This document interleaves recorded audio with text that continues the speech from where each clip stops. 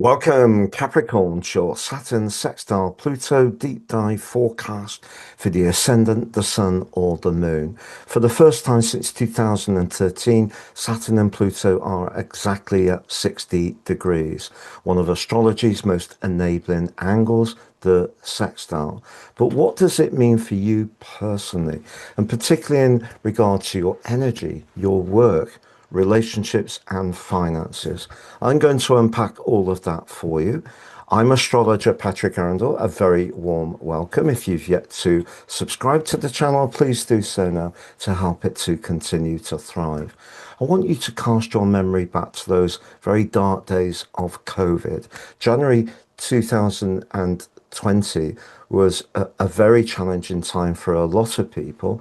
But at that moment, Saturn, your ruler, was in an exact conjunction with Pluto in the sign of Capricorn. Fast forwards to now, Pluto left your sign finally on November the 18th, I think, in 2024, after two initial visits of it to Aquarius. Aquarius shares Saturn as your ruler, but also, of course, has a duality because it has that electric vibe of Uranus too. But what Pluto's been asking you to do since then is to think very much about your value, your worth, your foundations, but also everyday money. And there's Pluto in the detached Aries sign of Aquarius. But the second house for you, very much about those themes. Now, your ruler, Saturn, did go through those 2 years in Pisces. And for you, that was really asking you to become a bit more aware of how your expression was received by others.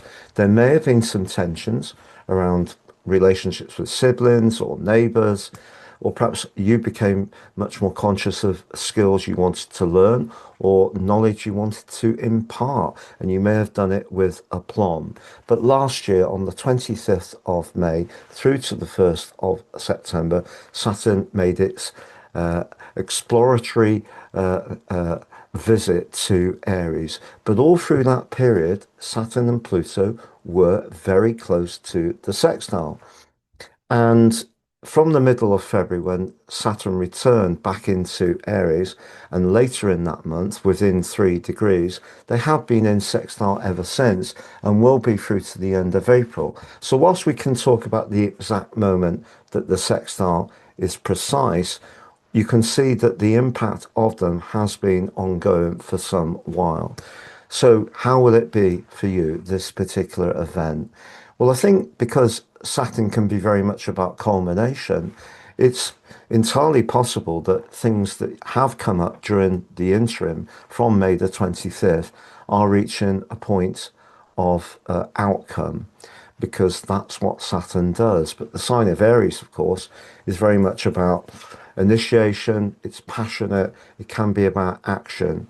And one of the things that Saturn can be about is buildings, and the fourth house can be our physical home. So if you have been making some construction changes to where you live, whether it has been refitting it in some ways, improving it, making some repairs, not a complete surprise.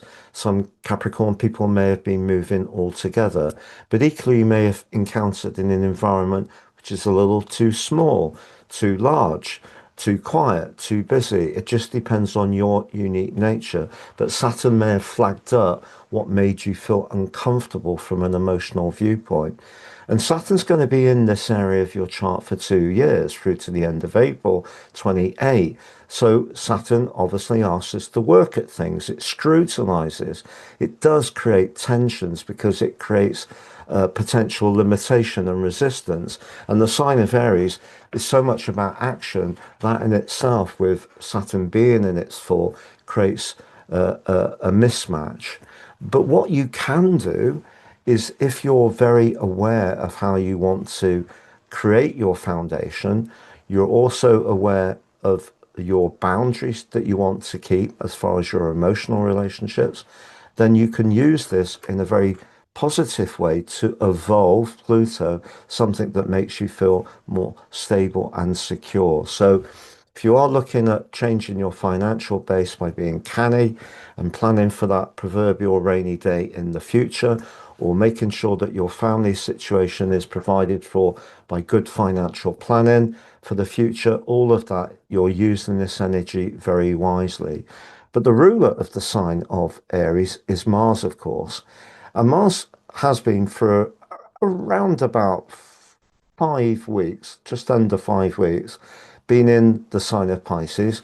It's not its best location because the resistance of the water slows Mars down. But for you, it's very much about your ideas and the passion of those ideas, but melded by the sensitivity and emotion of Pisces. But what made it challenging most of all is Mercury's retrograde. So if you have found yourself up against it, you may have thought it was Saturn in Aries, but I think the most profound influence recently has definitely been Mercury in the sign of Pisces, not just in the retrograde, just in Pisces. It doesn't come out of the post-retrograde shadow until the 9th of April. So if there have been misunderstandings with people close to you, family members, or you felt a bit lower in emotional vitality or not so optimistic about what your prospects are, it's not a surprise. But what I'm going to tell you now gives you a lot of cause to feel more optimistic because Mars and Mercury are forging a stunning angle to Jupiter in your sector of relating. Jupiter rules Pisces traditionally, mutual receptivity.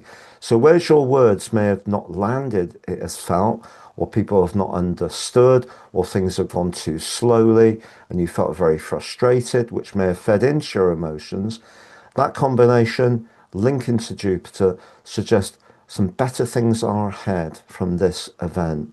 Also, Venus, the planet of love and affection in Aries, okay, technically detrimented, but for you, a great location to get cracking, making the more structural improvements that you may have made more decoratively beautiful. Or if you didn't make those structural improvements and that was working more at an emotional level, this combination, particularly with Chiron, suggests there could be some healing words, especially around the family situation. Maybe if there have been tensions with someone you're close to, it's because your core values and theirs are different. It doesn't necessarily follow that they're wrong and you're right, or vice versa, because people are entitled to see things differently. But you might feel it very personally because the fourth house is a tough place to have Saturn. It can be quite wounding, or you could feel more sensitive or even fiery if you feel that someone's not understanding you. But just be aware that communication generally is going to start flowing forwards now. Now, I'm going to recap those four areas of energy, work, finance, and money. But just before I do, if you've yet to watch your April deep dive monthly forecast, it's on the screen now. If you'd like to sign up for your free daily horoscope fired to your device each morning, get your celestial pit stop, please see the link below. If you'd like to work with me one-to-one, please check out my testimonials. It's always a great honor to work with people. And if you'd like to get your horoscope reports, great value, totally unique for each person they're produced for, 50% off. Please see the link below. So to summarize, yes, I agree that home, emotion and family matters may have been a little challenging, not just recently, but ever since last year, particularly through those 3 months and a week from the 25th of May. But the chance to get things moving around conversation is definitely invigorated on this event. The chance for healing and perhaps forgiving where people don't see it the same. Something that I've really got into myself recently is that sometimes when people react to us in a particular way, it's all part of their own wound. You know, we all have them, or many of us have them. So if there is something you're encountering, if you see why that person is being like that, it makes it less personal. But I have to be honest, Saturn in the fourth house for the next couple of years may make things feel very personal. But if you are wanting to practically change where you're living, hard work and application, which you generally have in spades, and making it work financially and in terms of what feels comfortable around your values, it looks good. Mars, the ruler of this sign, is lifted and animated by the lucky Jupiter. So that's good too. Now, romantically, Uranus is in the fifth house. So that can create opportunities, but perhaps very quickly. Mars is moving forwards towards the end of the week that we're in and is forging a wonderful sextile itself to Uranus. You could have a sudden conversation where some of the barriers that Saturn's been created just seem to come down, and suddenly there's an electric connection moving again. But there is no doubt about it, Capricorn. You have to be guided by how you feel over the next couple of years.